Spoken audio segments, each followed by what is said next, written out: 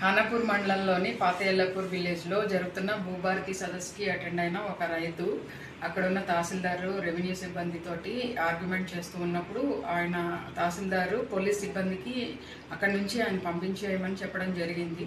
పంపిస్తున్న క్రమంలో ఏఎస్ఐ రామచందర్ అతన్ని చాలా దురుసుగా నెట్టివేయడం జరిగింది. ఇట్లాంటి చర్యల్ని పోలీసులు కూడా ఎవరు హర్షించరు. ముఖ్యంగా నిర్మల్ పోలీస్, మీ పోలీస్ అని మేము ఒక క్రమంగా ప్రజలకు దగ్గరవుతూ ముందుకు వెళ్తున్న క్రమంలో ఇట్లాంటి చర్యలు అసలు నిర్మల్ పోలీసులు ఎట్టి పరిస్థితుల్లోనూ సహించేది లేదు. అలాగే మా జిల్లా ఇన్ఛార్జ్ మినిస్టర్ సీతక్క గారు కూడా ఈ విషయంలో ఆరా తీయడం జరిగింది.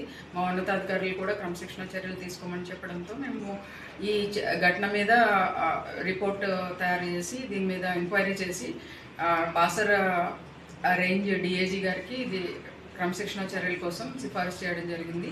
ఈ రామచందర్ ఏఎస్ఐని డిఐజీ సస్పెండ్ చేశారు, విధుల నుంచి తప్పించడం జరిగింది.